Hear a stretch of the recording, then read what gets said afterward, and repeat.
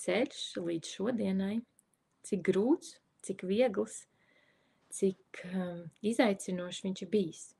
Vai tā, kā mēs sevi šodien spējam sajust, prezentēt, vai tā ir bijis visu laiku? Ines, vai tev tā ir bijis visu laiku? Nē, pilnīgi noteikti, ka nē. Man bija tā, ka es biju pilnīgi normāls 3D cilvēks, kurš, jā, labi, es redzēju kaut ko vairāk, labi, es jūtu kaut ko vairāk, es varēju kaut ko vairāk, bet es to slēpu, jo es gribēju iederēties. Un tad es sapratu, ka es gribu būt laimīga. Tas bija tā mana motivācija. Es gribu būt laimīgās attiecībās, es gribu būt piepildīta darbā, es gribu būt piepildīta dzīvē, un es gribu ķert kaifu katru dienu. Un tas bija tas, kas Linda mani motivēja iet uz priekšu, iepazīt sevi. Un kas motivēja tevi? Es sākšu to, ka bērnībā mans kanāls ir tas jutības kanāls. Es jūtu arī Akaša kronikas informācija man nāk caur sajūtām. No vienas puses tas ir tāds tā kā ļoti drošs kanāls, jo tās sajūtas es nevaru samelot, ko es jūtu. Es viņu vienkārši jūtu. Bet no otras puses viņš ir ļoti grūti tā kā atpakot, jo, teiksim, dusmas, aizvainojums vai prieks, laime un tādu nodefinēt viņus dažreiz ir diezgan grūti. Un šobrīd strādājot ar sevīm, es redzu, ka es jau no bērnības biju super jūtīga. Un vienkārši visu to, kas bija tā kā lauku lasīju, bet es to neapzinājos. Pilnīgi, tā kā es tā kā neatceros, ka es būtu tā kā apzinājos. Tātad nulle apzinātība tajā, kad es jūtu cilvēkus, jūtu enerģijas un lasu tā kā to lauku. Un visu, kas bija laukā, es ņēmu kā savējo, kā absolūto patiesību. Vienkārši aplīmēju sevi. Aha, šitā ir pareizi, šitā justies ir pareizi, šitā justies labi. Tagad justies vainīgai, jo, protams, tā vajag justies. Un tagad vēl kaut kā, tā kā ņemot vērā sociumu, kurā mēs dzīvojām, tā kā tur nebija tāds laimes un piepildījumi. Tur bija tāds normāls hardcore, ko paņemt, un es uzskatīju to par absolūto patiesību visās iespējamās jomās. Mans tas motivācija un tas dzinulis kaut ko iet un darīt, bija noskatoties vienu interviju, kur es sapratu, ka es varu savādāk, ka es varu tā kā saviem jaunākajiem bērniem būt labāka mamma, neprojicējot virsū savas visas bērnības traumas. Un pati spilgtākā, kāpēc man tas jādara? Tāpēc, ka tagad es esmu pieaugusi, un tu esi bērns, un tev ir mani jāklausa, jo es, kad biju bērns, man šito pateica, man šito iemācīja, kad pieaugušie runā, tad bērni klusē, un man ir vienalga, tu gribi vai tu negribi, es tā pateicu, un visam jānotiek ir tā, kā es to gribu.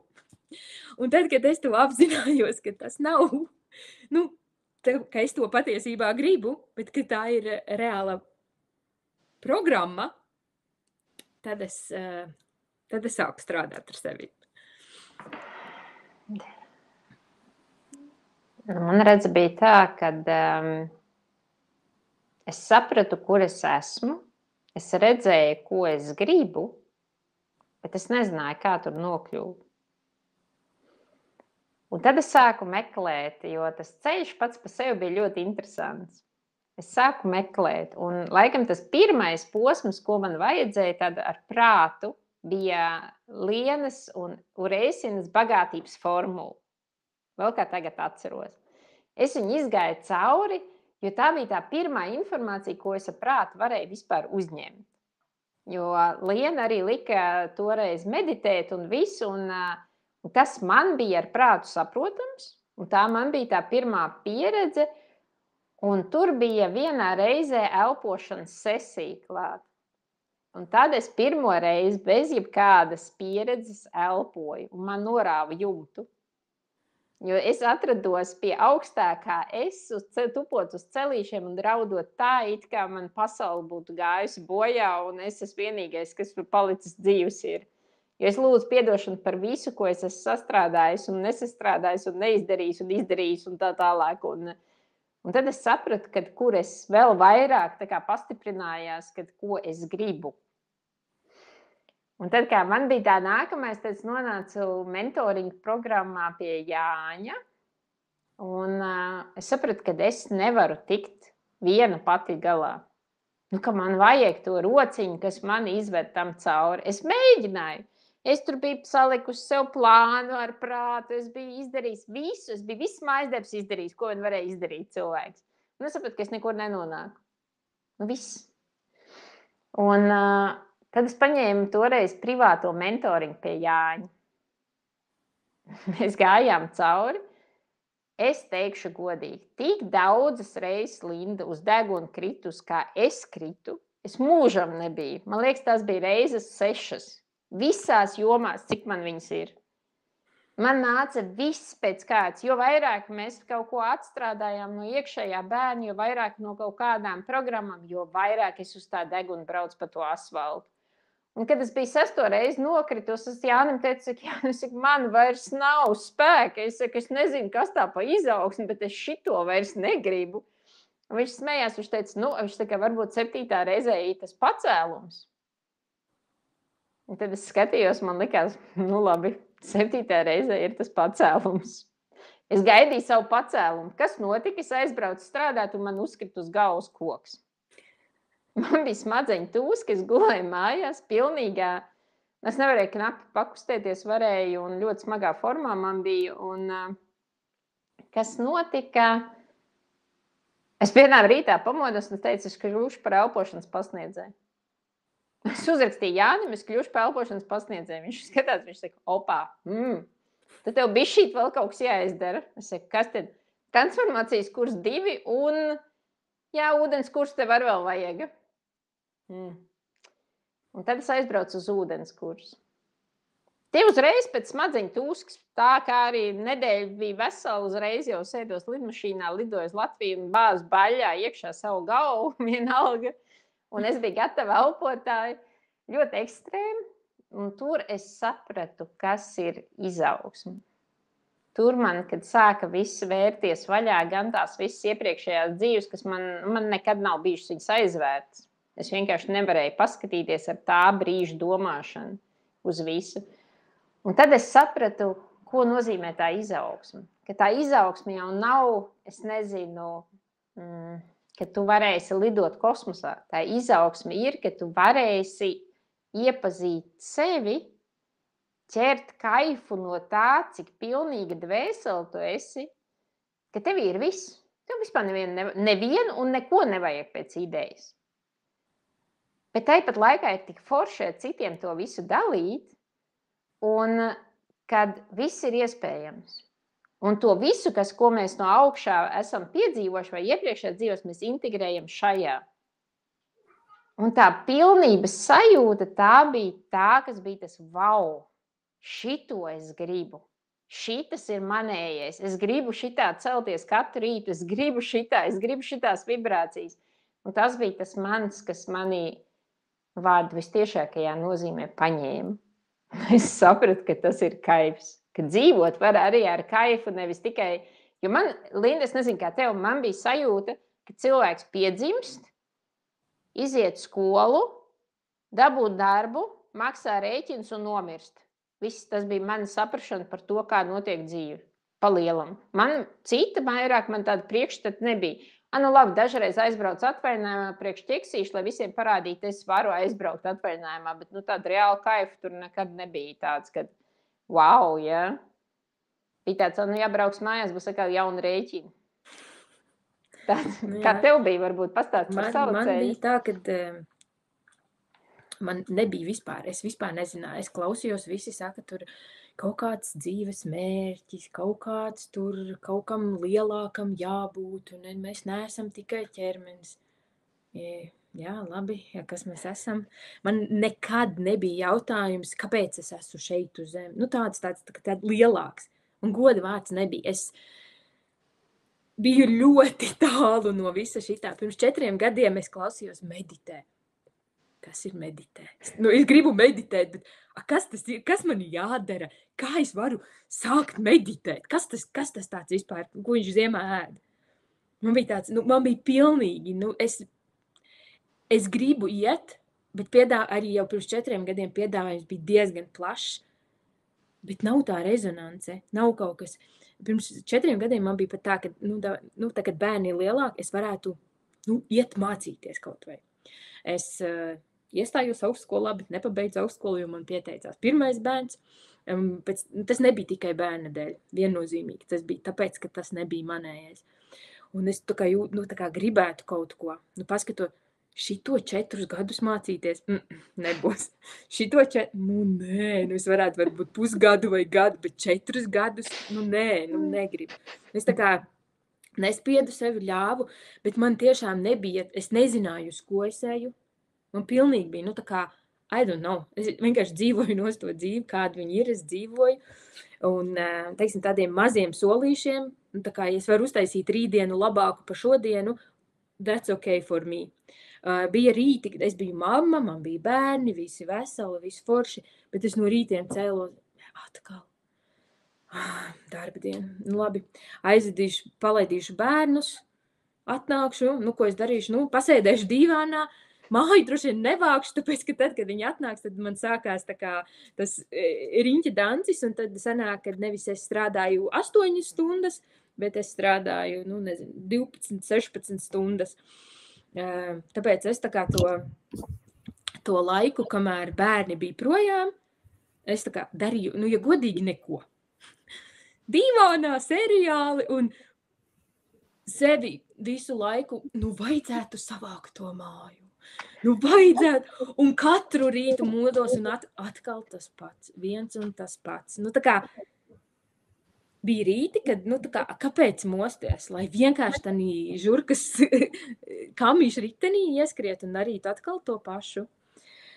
Un tāpēc man noteikti nebija tāds lielāks mērķis, pat elpošanas vispār savā dzīvē nebiju dzirdējusi, zinājusi. Bija viena tā intervija ar Jāni, man uzspieda uz pogas, kad bērni līdz 7 gadiem kā sūklīši uzņem visu, ko mēs viņiem sakam.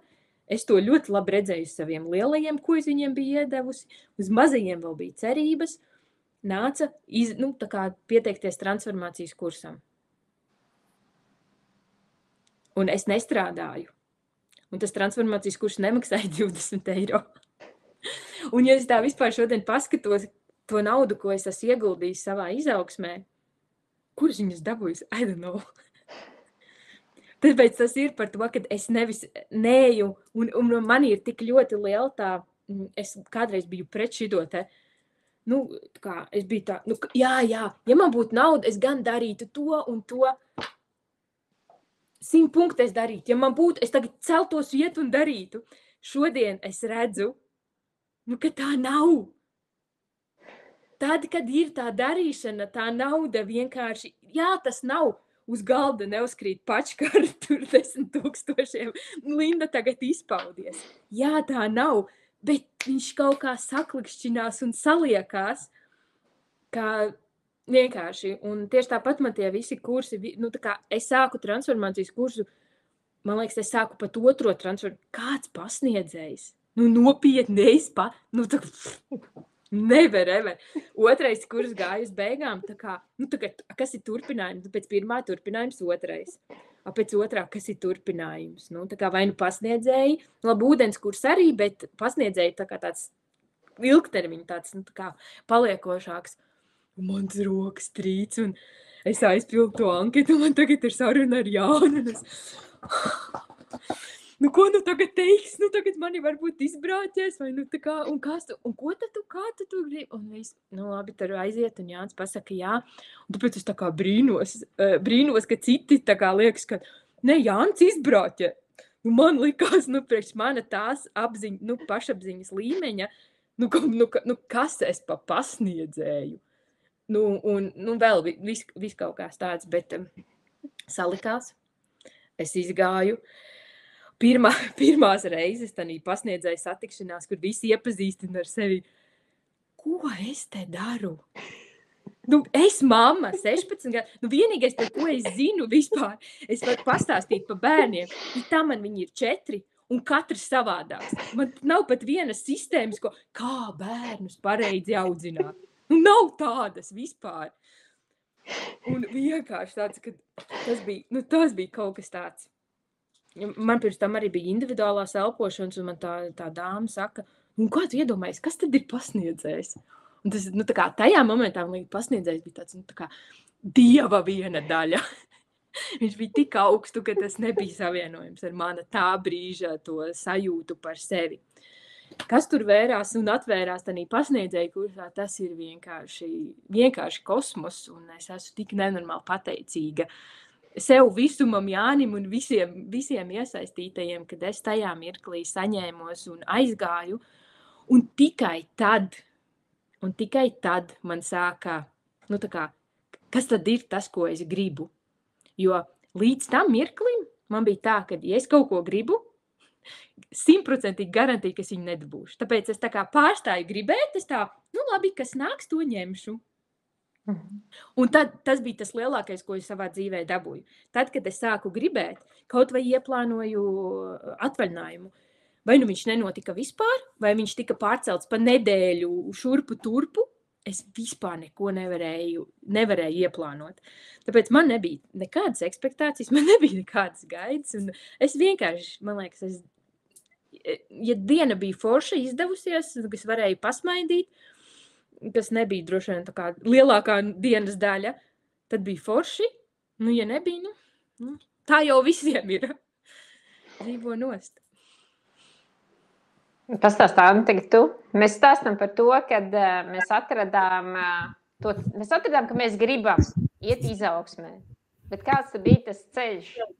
Jo izaugsme tas tāds ļoti īstenībā, jo mēs gribam kaut ko pavisam citu. Nekādu izaugsmu mēs negribam, jā. Tad kāds bija tas tavs ceļš pie tevis? Es negribēju iet izaugsmē. Es sapratu, ka man ir mazs bērns, kurš mani noliek pie vietas, kurš liek man kliegt, dusmoties, un es jūtu, ka manī pretī viņam ir tāds pats mazs bērns, un tur nav nekāds mamma vai pieaugušais, bet tur ir 2 bērnu ķīvēšanās, kurš uzvarēs. Un tajā brīdī nāca kaut kur reklāmu par sirdsmieru treniņu programmu. Tajā laikā viņa saucās Jānim Brūnam un transformācijas kurs, kamēr es gaidīju transformācijas kursu, kas arī man likās liela nauda tādam kursam, likās ārprāts, tur kaut kam jābūt, tur iznākšu no viņa ārā 100 punktu, vienkārši es būšu kaut kāda apgarota. Bet sanāca tā, ka es pieteicos jau laicīgāk, laikam viņš sākās janvārī, bet es pieteicos jau novembrī, un tad es to novembri, decembri ļoti ilgi to sirdsmieru treniņu programmu mēģināju, un sāku ar to, kad sākumā es pat neveicu lielās enerģijas elpošanas prakses, es pat neuzdrošinājos. Es sāku ar meditācijām, es sāku ar tām 40 tām cikliskajām elpām, kur tad jau man likās, ka man viss ķermenis savilks. Es noteikti nomiršu tur uz tā paklājuma, es nepiecelšos vairāk. Tā kā man tas tiešām bija tāda ļoti liela disciplīna, tāda tiešām tāda, ja neviens nav nomirs, tur noteikti nebūs pirmā. Un tad lēnām, tad, kad jau es nonācu pie transformācijas kursa, tad jau es biju bišķiņ, jau jutos, es vismaz tagad, kaut ko es saprotu.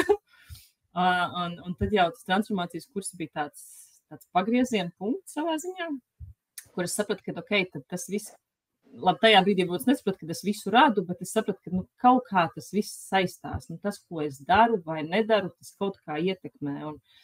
Un īstenībā tas pavasaris, ja tā vasara, tā pirmā bija tāda, man jau likās, es paliela diezgan daudz zinu, ir ok, būs labi.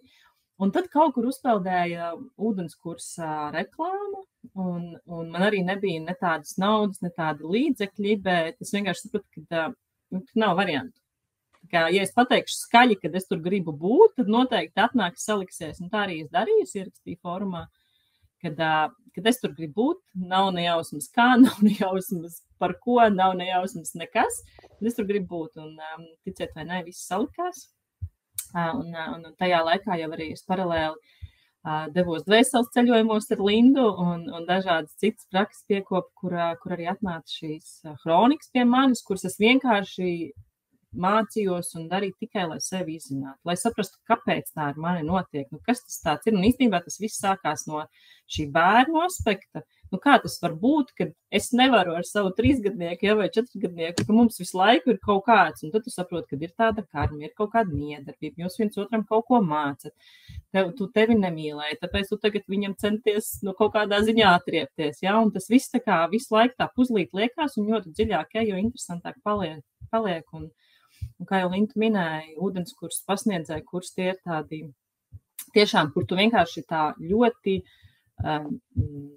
pamatīgi ej iekšā sevī, tā kā tev nav obligāti jāiet pasniedzēja kurs, bet tādā ziņā, ka tu regulāri visu laiku ar sevi strādā, visu laiku skaties, kas tev traucē, un visu laiku ar to darbojies. To, protams, var darīt arī viens pats, bet tādā komunā, jeb grupiņā tas notiek daudz straujāk, jo tev visu laiku ir kāds, kuram kaut kas notiek, un tev, es arī gribu, un tad tu labi, un tad tu pasties, un līdzīgi kā mūsu kosmiskajās sarunās meitenes redz, kā viņas mainās, un viņa mainās, bet ja jau viņa varēja, tad jau es arī varu, un redz, kā viņai sanāca, un tas ir tas, ka veidojās tā komūna, tā saruna, tā sabiedrība, kas iedvesmo. Un jā, tas ceļš jau turpinās, vai ne?